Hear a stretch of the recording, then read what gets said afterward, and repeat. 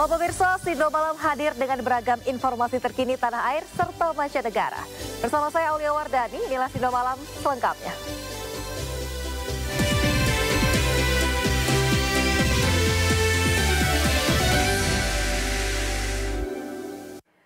Pemirsa, sebuah mobil sedan yang sedang dipanaskan mesinnya tiba-tiba nyelonong menabrak sebuah rumah warga di Depok, Jawa Barat.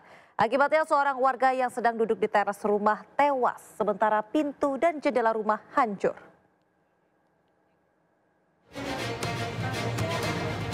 Mobil ini keluar dari tempat parkir dan menabrak sebuah rumah warga di RT 01 RW 10 Kelurahan Grogol, Kecamatan Limo, Depok, Jawa Barat.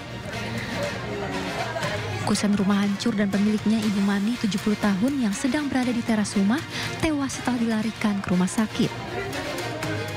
Menurut saksi mata, peristiwa bermula saat mobil yang parkir di depan rumah korban dipanaskan oleh Uye, kakak dari pemilik mobil. Diduga tidak paham mengendarai, saat memanaskan mobil tiba-tiba mobil malah menyeruduk dinding seng garasi dan berhenti setelah menabrak rumah warga di depannya yang hanya dipisahkan jalan gang kecil. Korban yang berada di teras rumah terjepit dengan kondisi mengenaskan dan dilarikan ke rumah sakit namun nyawanya tak tertolong. Mobil, manasin mobil mungkinan. Nggak bisa nyetir atau gimana? Ya. Oh. Mobil. Digas bay, ada ibu-ibu di sana. Duduk. Digas masuk gigi ya? Nah, dia masuk gigi digas, kencang ya. Oh gitu. Tabrak. Udah minta tolong-tolong, informasi dari suaminya. Gas masih kencang aja. Saat ambulans membawa jenazah tiba di rumah duka, tangis keluarga pecah, bahkan salah seorang anak korban pingsan dan seorang anak lainnya sempat emosi. Polisi yang datang ke lokasi kejadian langsung mengamankan pengemudi dan pemilik mobil. Dari Depok, Jawa Barat, Andang Priyono, iNews melaporkan.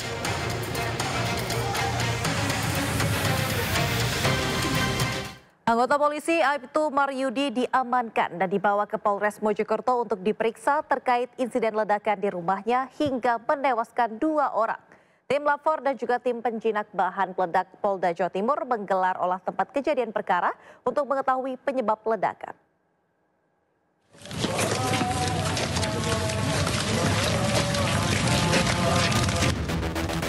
Polisi masih menyelidiki penyebab ledakan yang terjadi di rumah milik salah satu anggota Babin Kamtibmas Polsek Belanggu, Kabupaten Mojokerto, Jawa Timur. Propam Polres Mojokerto langsung mengamankan pemilik rumah Aibtu Maryudi ke Polres Mojokerto untuk diperiksa.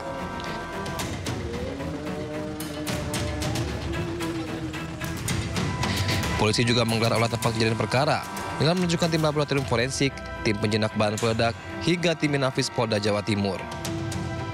Teman-teman bisa menyaksikan sendiri, kami masih dalam proses pendalaman. Kita datangkan forensik dari Polda, kita sudah olah TKP, dan saya mohon teman-teman juga bisa membantu saya apabila ada informasi yang didapati, diinformasikan kepada saya. Akibat dari peristiwa tersebut ada 2 korban yang barusan saya menerima informasi dari rumah sakit sudah tidak bernyawa lagi. Ibu dan anak yang berusia 3 tahun, ibu 41 tahun, yang mana perempuan tersebut adalah bule dari pemilik rumah dan anaknya adalah keponakan. Seperti itu teman-teman. Berarti untuk pemicu sendiri belum diketahui dan ledakan itu berasal dari apa, penyebabnya apa? Saya mohon waktu, sedang saya dalami terlebih dahulu. Yang pasti di dalam ada tabung 3 kg, kemudian tadi setelah kami olah TKP ada tabung 3 kg, kemudian ada perangkat elektronik. HP saya bunyi, banyak telepon saya. Siap. Ada perangkat elektronik yang memang kebetulan yang bersangkutan ini hobi bermain elektronik. Sementara itu, polisi juga menyebut saat terjadinya ledakan yang menewaskan 2 orang, pemilik rumah sedang tidak ada di tempat. Dari Kabupaten Mojokerto, Solahuddin, iNews melaporkan. Sebelumnya pemirsa, ledakan dahsyat terjadi di rumah milik anggota polisi di Kabupaten Mojokerto, Jawa Timur. Akibatnya 2 warga yang merupakan ibu dan bayinya tewas dan dugaan awal ledakan berasal dari kebocoran tabung gas.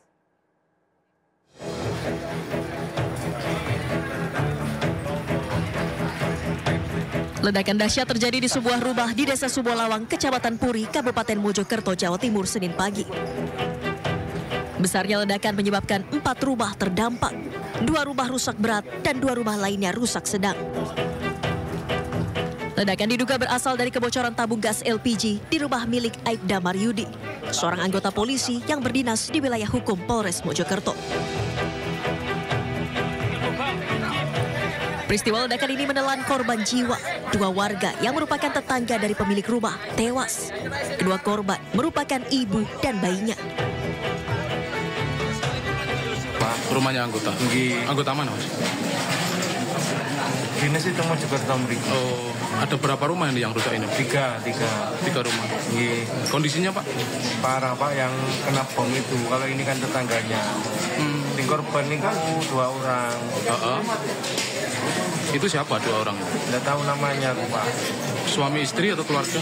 Kan membuatkan ibu sama anak. Ibu sama anak. Usai dievakuasi, korban tewas dibawa ke rumah sakit untuk diautopsi. Sementara TKP ledakan sudah dipasangi garis polisi untuk kepentingan proses penyelidikan. Dari Kabupaten Mojokerto, Jawa Timur, Salahuddin, iNews melaporkan. Direktorat Kriminal Umum Polda Jawa Tengah membongkar makam Darso yang tewas diduga dianiaya oleh oknum polisi. Pembongkaran makam atau ekshumasi ini dilakukan untuk mengetahui penyebab pasti kematian korban. Pembongkaran makam atau ekshumasi ini dilakukan untuk mencari bukti dan juga penyebab kematian korban dilakukan pada Senin siang. Dokes Polda Jawa Tengah memeriksa kondisi tubuh korban terkait dugaan penganiayaan. Tim Dokes juga membawa sampel organ tubuh korban untuk diselidiki. Selain itu, pihak Kepolisian Direktorat Kriminal Umum Polda Jawa Tengah memeriksa 13 saksi untuk menyelidiki adanya keterlibatan pihak lain dalam kasus penganiayaan yang diduga berawal dari kecelakaan lalu lintas di daerah Yogyakarta pada Juli 2024 lalu.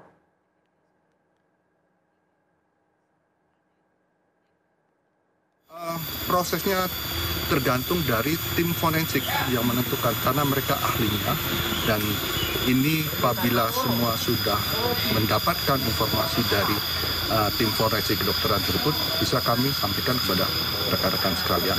Dan prinsipnya kita di sini transparan dan kita akan menyampaikan seluruh proses ini secara terbuka kepada rekan-rekan sekalian, dan kita profesional terhadap perkara ini. Pemirsa, keluarga almarhum Darso, warga yang tewas diduga dianiaya oleh sejumlah oknum polisi, menuntut keadilan. Pihak keluarga korban telah melaporkan kasus dugaan penganiayaan ini ke Polda Jawa Tengah.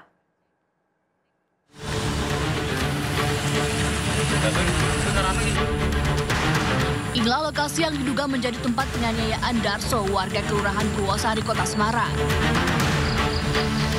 Di sekitar pesawahan dan lapangan Kirdasari, Darso diduga dikeroyok oleh sejumlah oknum polisi dari Satuan Lalu Lintas Yogyakarta.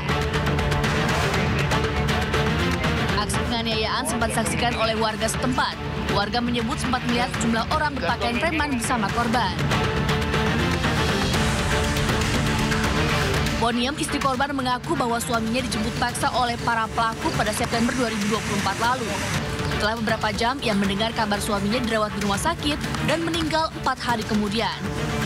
Istri korban sudah melaporkan kasus tersebut ke Polda Jawa Tengah dan meminta pihak berwenang untuk bersikap adil dan segera menahan para pelaku. Ya, minta pertanggungjawabannya aja, minta diproses. Diproses ya, Bu. Ya.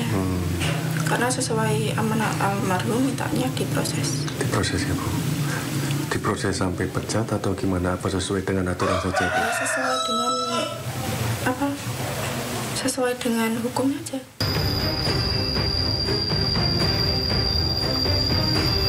Sebelumnya, aksi penganiayaan terjadi diduga akibat adanya penyelidikan kecelakaan lalu lintas yang terjadi di wilayah Yogyakarta yang melibatkan korban pada bulan Juni 2024. Para pelaku yang diduga menganiaya korban sempat menawari istri korban untuk damai dengan memberikan uang santunan kematian sebesar 5 juta rupiah.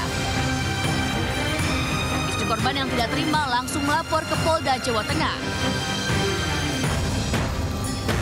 Menanggapi laporan tersebut, pihak Polresta Yogyakarta menyebut pihaknya ikut berbelasungkawa atas kematian korban dan mendukung sepenuhnya proses penyelidikan.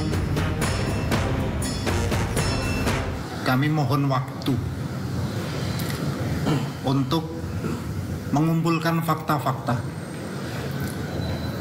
dalam rangka untuk bisa mengetahui kronologis ataupun peristiwa apa yang terjadi. Polresta Yogyakarta juga menegaskan akan bekerjasama dengan Polda Jawa Tengah dalam pengungkapan kasus ini. Liputan iNews melaporkan.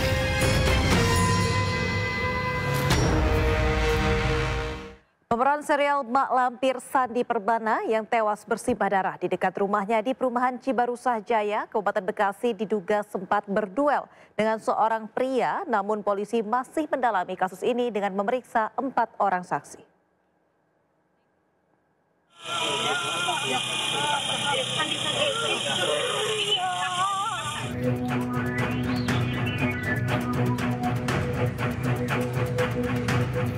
Tim penyidik gabungan dari Polsek Cibarusah, Polres Metro Bekasi Kabupaten, dan Direktorat Reskrimum Polda Metro Jaya masih terus mendalami kasus tewasnya pemeran serial Mak Lampir Sandi Permana di sebuah perumahan Cibarusah Jaya, Kabupaten Bekasi hari Minggu lalu.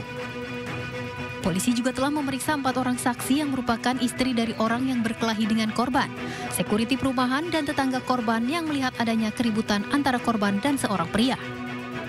Sementara hasil visum di tubuh korban terdapat luka senjata tajam di sejumlah tubuh korban. Saat ini polisi sudah mengantongi nama pelaku dan masih terus melakukan penyelidikan terkait kasus ini. Kemudian saat dilakukan olah TKP di tubuh korban terdapat perlukaan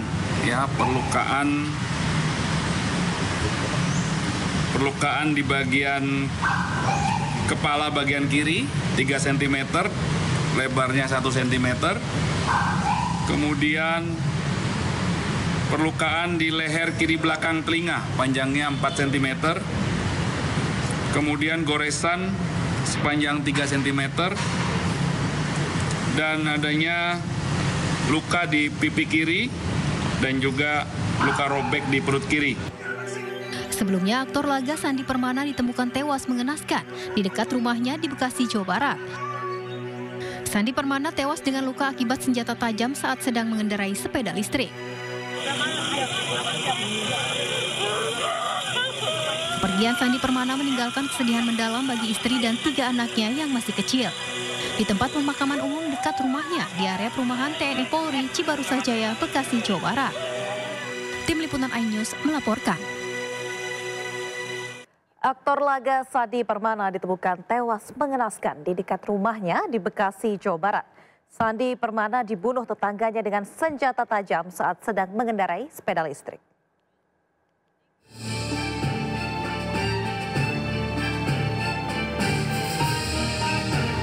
Aktor laga Sandi Permana yang dikenal dengan perannya sebagai Arya Soma di sinetron Misteri Gunung Merapi ditemukan tewas mengenaskan di dekat rumahnya di Bekasi, Jawa Barat.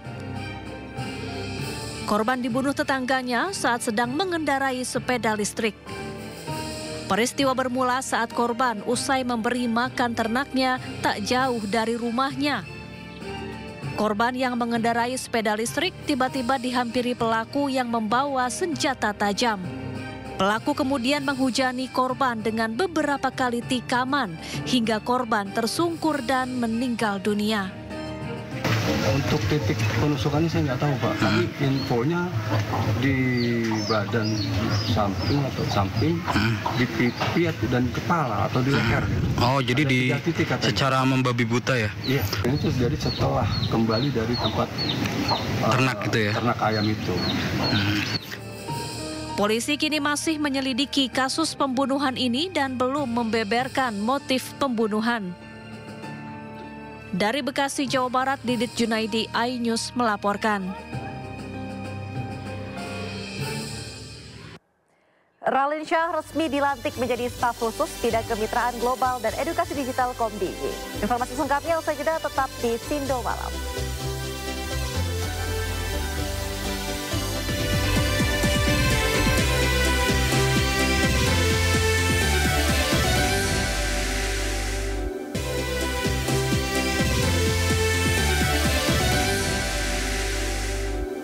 Anda kembali di Sindo Malam pemirsa. Sekjen PDIP Hasto Kristianto selesai menjalani pemeriksaan perdananya sebagai tersangka dugaan suap di gedung KPK Senin 13 Januari.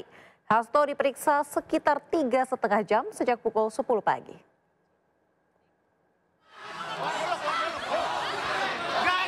Usai diperiksa, Hasto keluar gedung KPK didampingi kuasa hukumnya Magdir Ismail. Hasto tidak mengeluarkan sepatah kata pun kepada awak media. Hasto diperiksa terkait kasus dugaan suap Harun Masiku dan perintangan penyidikan. Magdir menambahkan pemeriksaan selanjutnya akan dilakukan sesuai dengan kebutuhan pihak penyidik.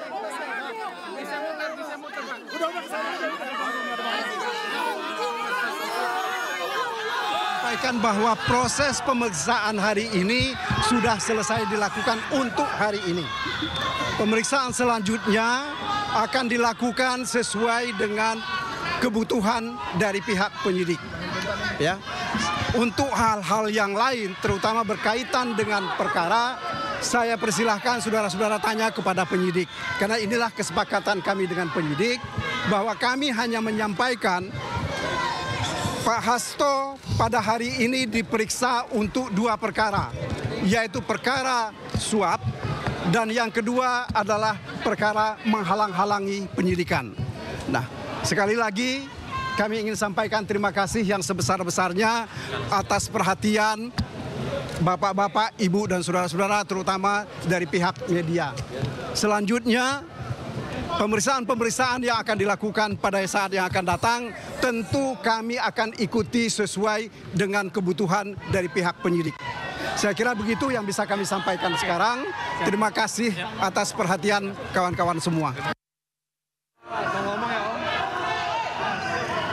Sebelumnya, Hasto tiba di Gedung Merah Putih KPK sekitar pukul 9.30 waktu Indonesia Barat. Hasto tiba didampingi tim hukumnya. Dan dalam pemeriksaan perdana usai berstatus tersangka kasus suap, Hasto menyampaikan akan menaati seluruh proses hukum yang menjeratnya. Pemanggilan hari ini merupakan yang kedua kalinya setelah sebelumnya Hasto mangkir pada pekan lalu. Hasto mengirimkan surat pemberitahuan ketidakhadiran karena ada kegiatan yang tidak bisa ditinggalkan.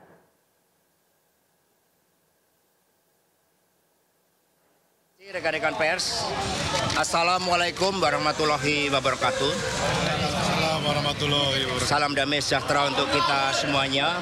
Om Swastiastu, Namo Buddhaya, salam kebajikan, Rahayu.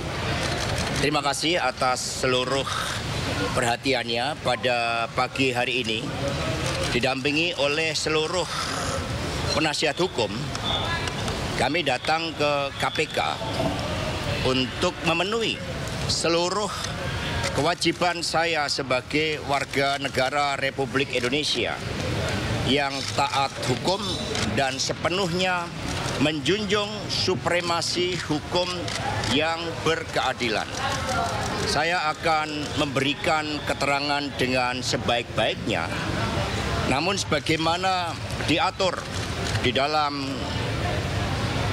Undang-Undang tentang Hukum Acara Pidana, bahwa saya juga memiliki suatu hak untuk melakukan pra-peradilan.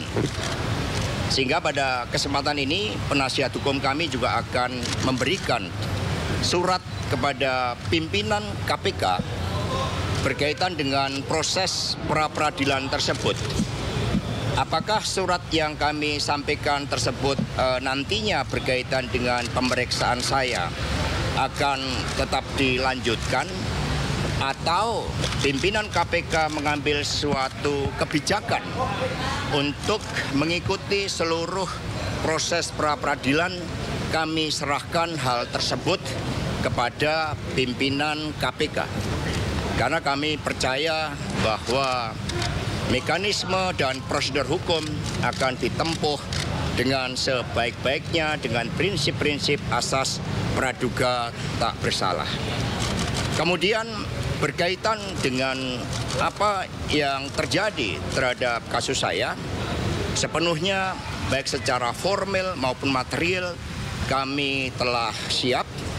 Sejak awal ketika menjadi Sekretaris Jenderal DPPD Perjuangan atas penugasan dari Ibu Megawati Soekarno Putri, kami berjuang di dalam menegakkan seluruh amanat konstitusi, memperjuangkan nilai-nilai demokrasi, sistem meritokrasi, dan memperjuangkan hukum yang berkeadilan, serta prinsip-prinsip bekerjanya kedaulatan rakyat. Sehingga terhadap seluruh risiko-risiko perjuangan dengan nilai-nilai tadi, tentu sekiranya membawa suatu konsekuensi khusus, kami diajarkan oleh Bung Karno, oleh Ibu Mega, bahwa perjuangan memerlukan suatu pengorbanan terhadap cita-cita. Itulah yang diajarkan kepada kami, sehingga kami hadir dengan penuh tanggung jawab dan siap mengikuti seluruh proses hukum. Tentu saja setelah para penasihat hukum kami menyerahkan surat kepada pimpinan KPK, kami menunggu tindak lanjutnya dan nanti percayalah kami akan memberikan keterangan pers yang sebaik-baiknya kepada saudara-saudara sekalian.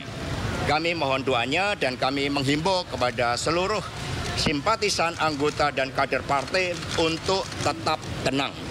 Ini adalah suatu perjuangan yang sejak lama kita lakukan dan kita tetap kokoh di dalam prinsip-prinsip dan keyakinan politik karena PDI Perjuangan adalah partai yang berkarakter banteng.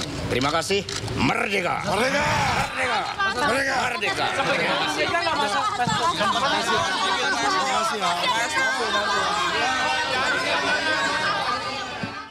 Usai memeriksa Hasto Kristianto, KPK melalui juru bicaranya Tessa Mahardika menyebut KPK tidak melakukan penahanan Hasto.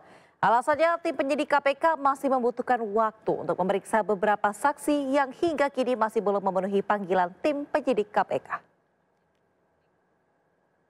Hasil koordinasi saya dengan penyidik, yang bersangkutan tidak dilakukan penahanan hari ini karena penyidik masih membutuhkan waktu untuk memeriksa beberapa saksi yang masih belum hadir dan masih dibutuhkan. Ya, sebagaimana rekan-rekan ketahui juga ada beberapa saksi yang dipanggil di perkara ini belum hadir. Beberapa diantaranya Saudara Saiful Bahri, ada juga Saudari Maria Lestari, dan ada beberapa saksi lainnya. Jadi penyidik menilai belum diperlukan untuk dilakukan penahanan dan tentunya bila penyidik dan jaksa penuntut umum sepakat bahwa berkas ini sudah siap untuk dilimpahkan, maka proses tersebut akan dilanjutkan. Usai ditetapkan sebagai tersangka, Sekjen PDIP Hasto Kristianto mengajukan gugatan pra-peradilan. Gugatan diajukan pada Jumat 10 Januari 2025.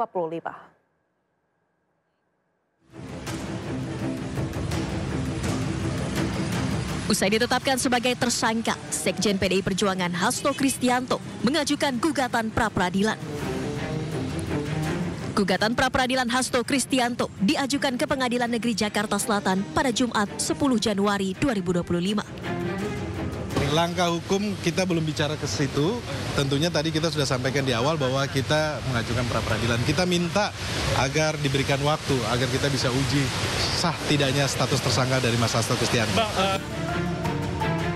Gugatan ini dibenarkan oleh Humas Pengadilan Negeri Jakarta Selatan Juyamto. Nantinya Juyamto akan memimpin langsung sidang ini sebagai hakim tunggal.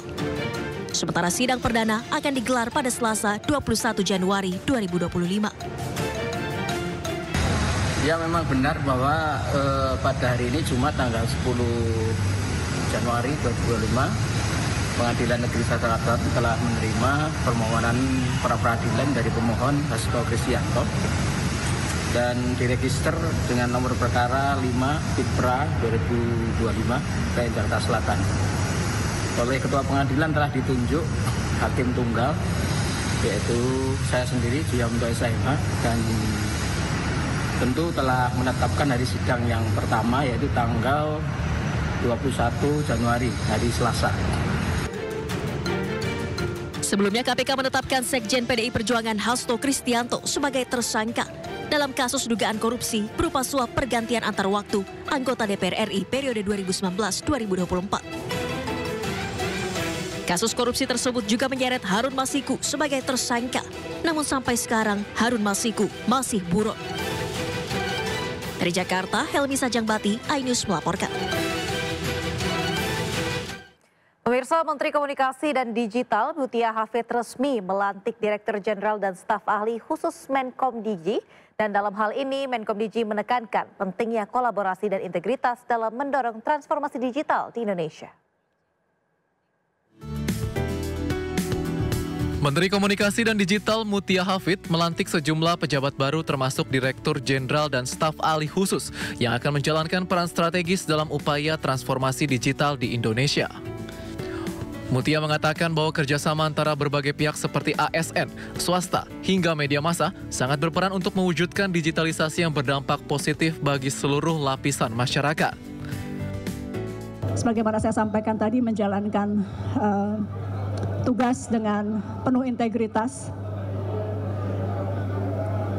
efisien, hindari kebocoran, dan tentu agar semua target-target yang sudah saya sampaikan sebelumnya dalam pidato kami bisa dicapai.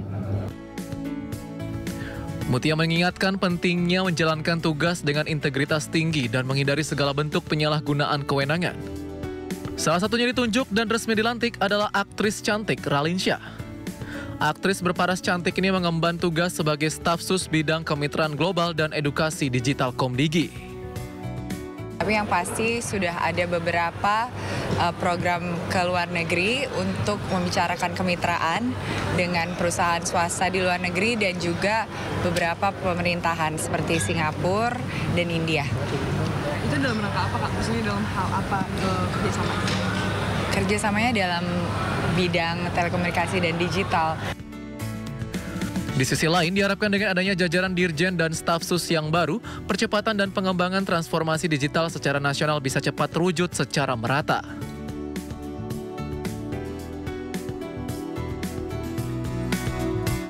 Pemirsa, program unggulan pemerintah Makan Bergizi Gratis telah berjalan 1 minggu secara nasional dan serentak di ratusan sekolah di Indonesia.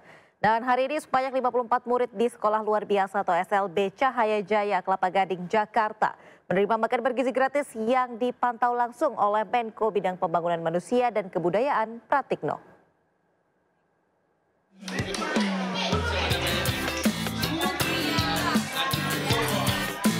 54 murid dari Sekolah Luar Biasa B dan C Cahaya Jaya di Kelurahan Pegangsaan 2, Kecamatan Kelapa Gading, Jakarta, menerima paket makan bergizi gratis yang merupakan program unggulan pemerintah. Menteri Koordinator Bidang Pembangunan Manusia dan Kebudayaan Pratikno beserta jajaran memantau langsung pendistribusian makanan bergizi gratis.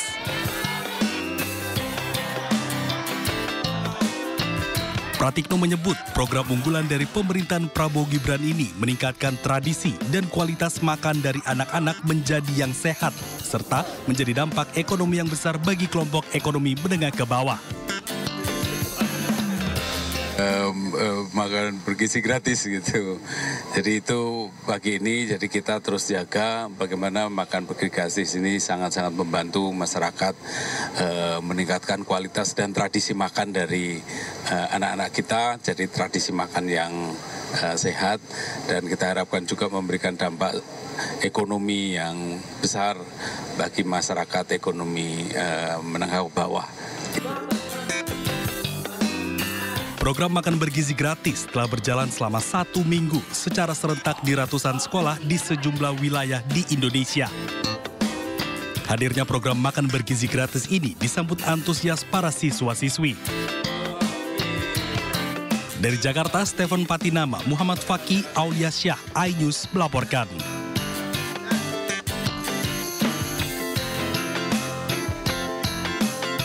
Untuk melayani pemenuhan gizi Jakarta, hingga saat ini telah memiliki 14 satuan pelayanan pemenuhan gizi atau SPPG ke-14. SPPG itu melayani 118 sekolah dengan total pelajar 37.667 siswa. Dan targetnya di tahun 2025 akan ada sebanyak 153 SPPG. Kami berterima kasih, bersyukur bahwasanya pada saat kita pertama kali uji coba atau mulai kegiatan ini pada tanggal 6, baru ada 4 SPPG dengan melayani 41 sekolah dan 12.054 siswa. Alhamdulillah hari ini tambah 9 lagi, 9 SPPG, jadi totalnya ada 13 SPPG untuk melayani kurang lebih 118 sekolah, dan total siswa yang terlayani ada 37.667 orang. Jadi ini sudah tambahan yang sangat signifikan, sudah melebihi target dibandingkan apa yang kita rencanakan, walaupun nanti total pada tahun 2024 kita rencanakan, BGN merencanakan ada 153. Dalam pertemuan bilateral perdana, Menteri Jepang Shigeru Ishiba dengan Presiden Prabowo Subianto serta jajaran menteri, sejumlah rencana kerjasama dilakukan, termasuk keinginan Prabowo dalam program makan bergizi gratis. Perdana Menteri Jepang Shigeru Ishiba melakukan pertemuan dengan Presiden Prabowo Subianto serta jajaran menteri di Istana Bogor Sabtu pagi. Dalam pertemuan bilateral ini, upaya peningkatan kerjasama disampaikan termasuk keamanan. Selain membahas isu geopolitik dunia, Presiden menyebut Jepang akan membantu di bidang makan bergizi gratis karena Jepang memiliki pengalaman di bidang tersebut. Perdana Menteri Jepang Shigeru Ishiba menawarkan paket kerjasama untuk mendukung program prioritas makan bergizi gratis. Perdana Menteri Ishiba mengatakan Jepang dengan senang bekerja sama dalam keinginan Prabowo untuk menjalankan makan bergizi gratis di Indonesia. Kerjasama akan dilakukan pada sektor SDM dan teknologi. 経済分野におきましては、エネルギーの安定供給に関しまして、協力を強化していくことで一致をいたしました。また、インドネシアの持続的な経済発展を後押ししますため、アジアゼロエミッション共同体 AZEC の下でのムアララボ地熱発電、水素アンモニアバイオ燃料といった脱炭素エネルギー分野や重要鉱物分野での協力を確認いたしました。エネルギー安全保障の確保と多様な道筋による脱炭素化に向けまして資源インフラ協力を進めてまいりたいと考えております。 Pemerintah Jepang akan menyelenggarakan pelatihan penyediaan makan siang di sekolah, mengirim tenaga ahli, serta meningkatkan sektor perikanan dan pertanian. Jepang juga akan berbagi pengetahuan soal layanan makanan bergizi.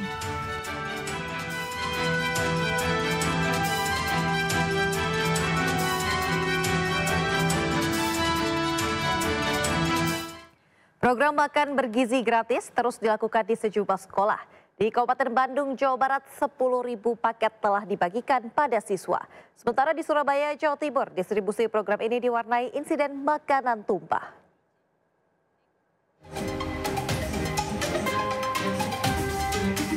Forum Koordinasi Pimpinan Daerah Kabupaten Bandung mendatangi 2 sekolah di Kecamatan Ranca Ekek, Kabupaten Bandung untuk memantau distribusi makanan bergizi gratis bagi seluruh peserta didik.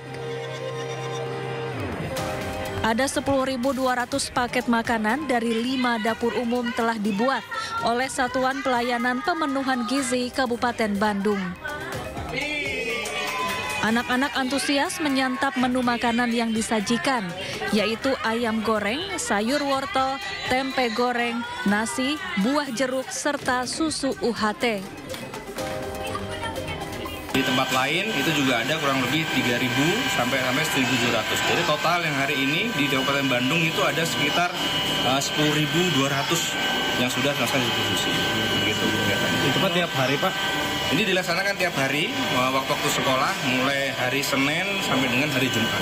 Untuk waktunya menyesuaikan, di mana waktu itu mulai dari pagi kita kasih anak-anak yang PAUD, kita kasih. Setelah itu baru nanti menjelang agak siang, mungkin jam 10 itu SD, nanti SMA jam-jam 11. Jadi dibagi waktunya sesuai dengan jam sekolah.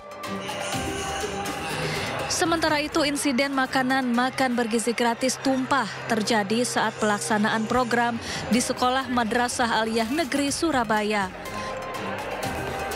Tumpahnya makanan ini karena putusnya tali pengikat wadah makanan. Meski sempat terjadi insiden, namun tetap tidak mengganggu jalannya program makan bergizi gratis. Bahkan siswa maupun pihak Kementerian Agama Surabaya mengapresiasi gelaran program makan bergizi gratis ini.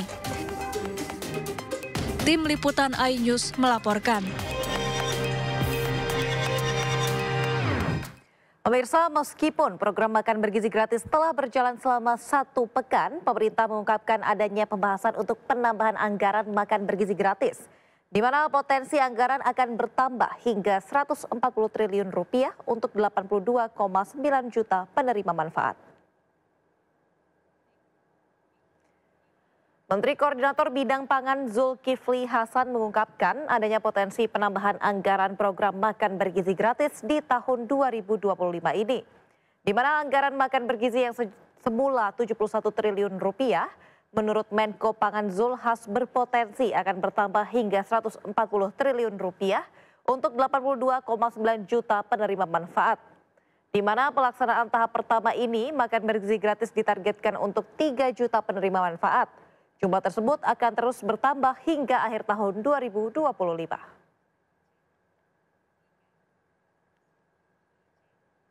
Kita lagi berusaha, kalau ditambah 140 triliun bulan Juli, maka seluruh anak akan dapat makan. Berarti 210 T. Ya. Tapi kalau full dari Januari sampai Desember, ya kira-kira 420-an lebih triliun. Bayangkan Pak, belanja makanan 420 T. Kalau kita nggak sekarang kerja keras, telur, Pak, beras, segala macam, ikan. Dewan Ekonomi Nasional menilai berlangsungnya makan bergizi gratis yang sudah berjalan 1 pekan ini telah memiliki multiplier efek yang besar. Di mana program makan bergizi gratis ini secara langsung berdampak ekonomi di daerah dan juga pedesaan. Ketua Dewan Ekonomi Nasional atau DEN Luhut Binsar Panjaitan menegaskan program makan bergizi gratis yang dimulai 6 Januari 2025 kini mulai terlihat multiplier efeknya ke masyarakat. Selain memberikan manfaat peningkatan kualitas gizi anak sekolah, makan bergizi gratis juga berdampak terhadap perekonomian desa. Di mana dengan adanya pelibatan koperasi dan juga masyarakat desa, perputaran ekonomi di desa diharapkan bisa tumbuh membantu mencapai target pertumbuhan ekonomi 8%. Terlebih lagi, hal ini ditambah dengan program transfer dana desa dari pemerintah pusat sehingga diprediksi perputaran ekonomi di desa bisa mencapai 9 miliar rupiah. Luhut berharap program makan bergizi gratis ini dapat berjalan dalam jangka panjang untuk memberikan dampak yang lebih besar.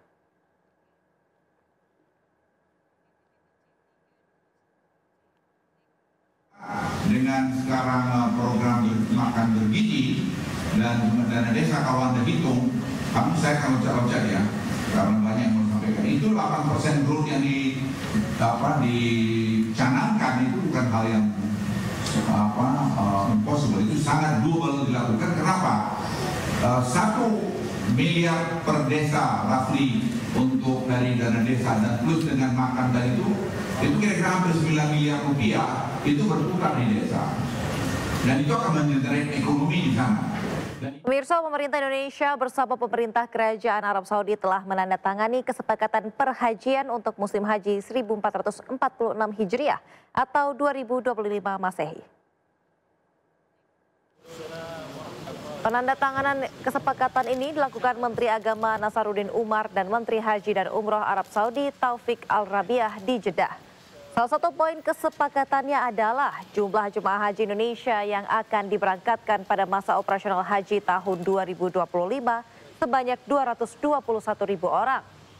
Namun Menteri Agama masih terus berupaya untuk mendapatkan kuota tambahan petugas haji. Karena saat ini kuota petugas sebanyak 2.210 atau 1% dari kuota jemaah. Selain itu, keberangkatan dan kepulangan jemaah haji akan terbagi pada 2 bandara di Arab Saudi, di mana 110.500 jemaah akan datang melalui Bandara Amir Muhammad bin Abdul Aziz di Madinah dan pulang melalui Bandara King Abdul Aziz di Jeddah. Sementara sisanya akan datang melalui Bandara King Abdul Aziz Jeddah dan pulang melalui Bandara Amir Muhammad bin Abdul Aziz Madinah.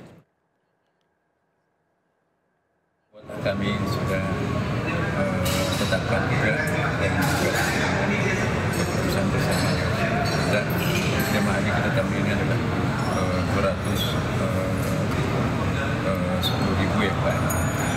Dan tidak termasuk diantaranya pendamping. Kami juga tadi bagaimana supaya pendampingan itu. Pemirsa, turunnya biaya penyelenggaraan ibadah haji menjadi kado manis di awal tahun bagi masyarakat Indonesia. Kebijakan ini turut diapresiasi Partai Perindo karena dinilai dapat meringankan beban para jemaah dalam menunaikan ibadah haji.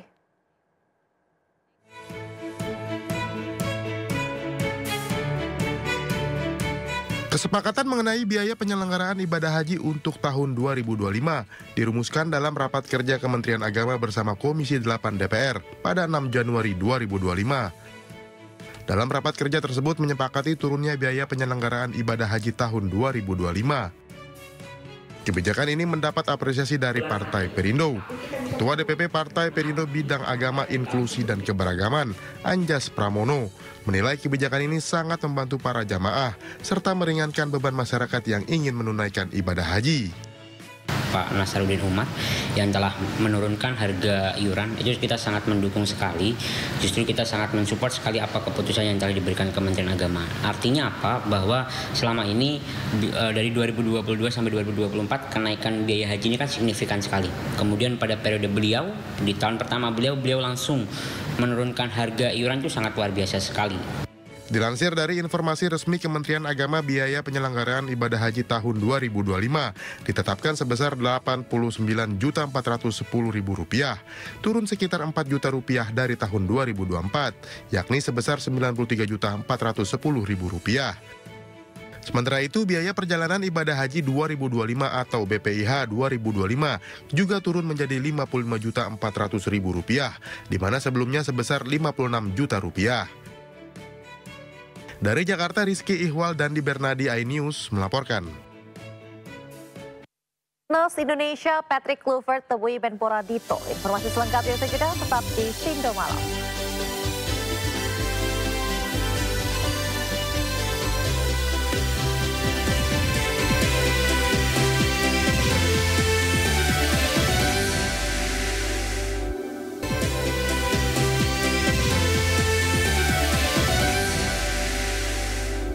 Pemirsa, Patrick Kluivert mendatangi Stadion Utama Gelora Bung Karno di hari ketiga dirinya di Indonesia. Kunjungan bertujuan untuk peninjauan Stadion Utama Gelora Bung Karno yang masih dalam tahap perawatan sebagai markas bagi Timnas Indonesia.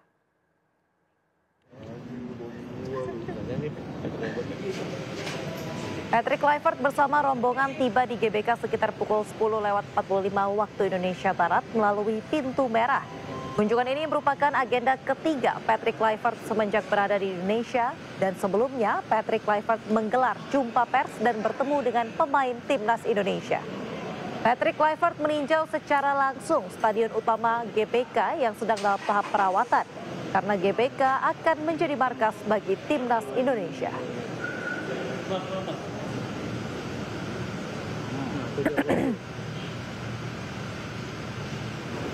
Usai menyambangi GBK, pelatih Timnas Indonesia Patrick Kluivert mengunjungi Menpora Dito Aryo Tejo di kantor Kemenpora RI. Patrick Kluivert tiba di Kemenpora RI sekitar jam 14 waktu Indonesia Barat bersama dengan Ketua Umum PSSI Erick Thohir. Pelatih berusia 48 tahun ini menemui Menpora Dito Aryo Tejo. Setelah menemui Menpora, Patrick juga akan memantau langsung para pemain Timnas Indonesia Under-20 yang sedang berlatih di Stadion Madia.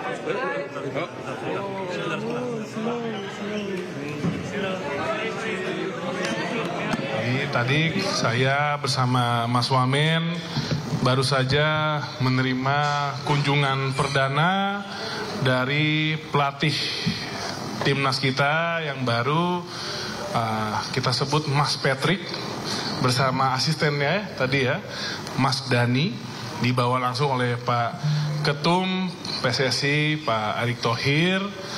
Tadi di atas kami berdiskusi panjang lebar, dan juga antusiasmenya dari tim kepelatihan yang baru saja hadir di Indonesia.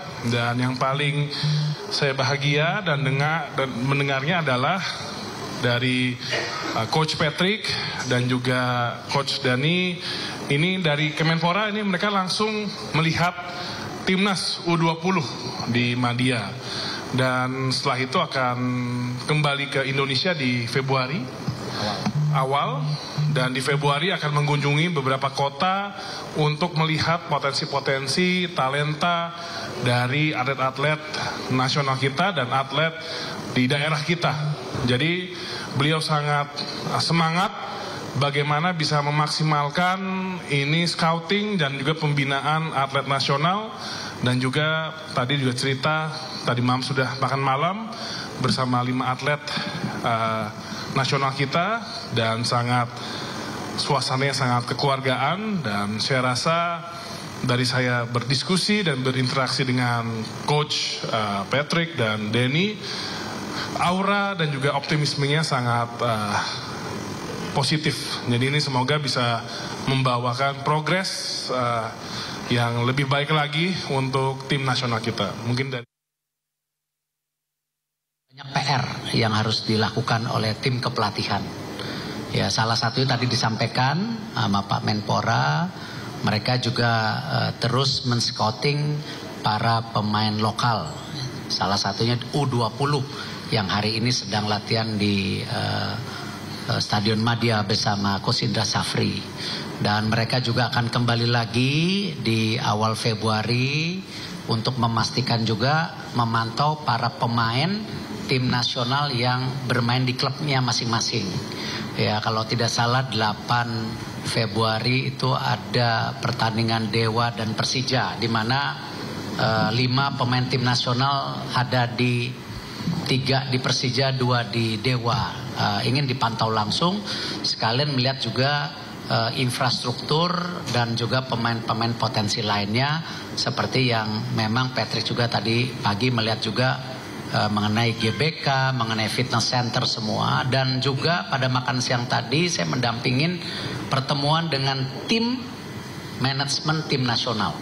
Jadi bukan tim kepelatihan tapi supporting system tim nasional. Karena kan ada beberapa pembicaraan, misalnya apakah setelah bertanding dengan Australia nanti tanggal 20 langsung kita kembali. Ada nggak availability pesawat terbangnya? Lalu pemain yang dari Eropa akan berkumpul di Jakarta atau langsung ke Australia. Karena sebagian besar tanggal 16 masih bertanding.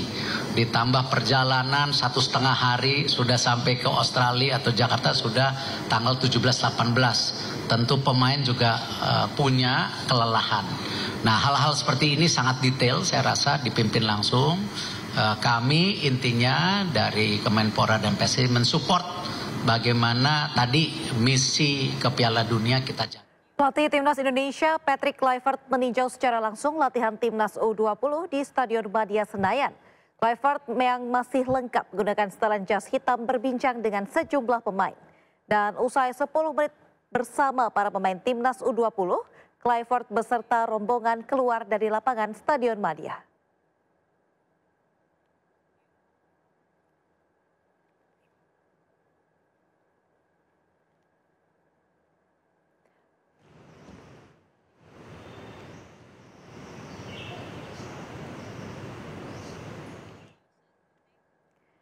Selanjutnya, pemirsa, usai dipecat, Shin Tae-yong masih asyik menjalani berbagai aktivitas di Indonesia. Akhir pekan lalu, Shin Tae-yong kedapatan bermain golf di kawasan Pantai Indah Kapuk diserbu para caddy golf. Kedapatan akan bermain golf di kawasan Peak, Shin Tae-yong disambut histeris para caddy yang tengah bertugas. Dengan ramah, Shin Tae-yong menyapa para warga, bahkan sampai menerima video call dari salah seorang penggemarnya. Di lokasi lain, pasangan selebritis Andrea Bimo bertemu Shin Tae-yong di salah satu restoran dan langsung meminta tanda tangan di jersey yang digunakannya dan foto bersama.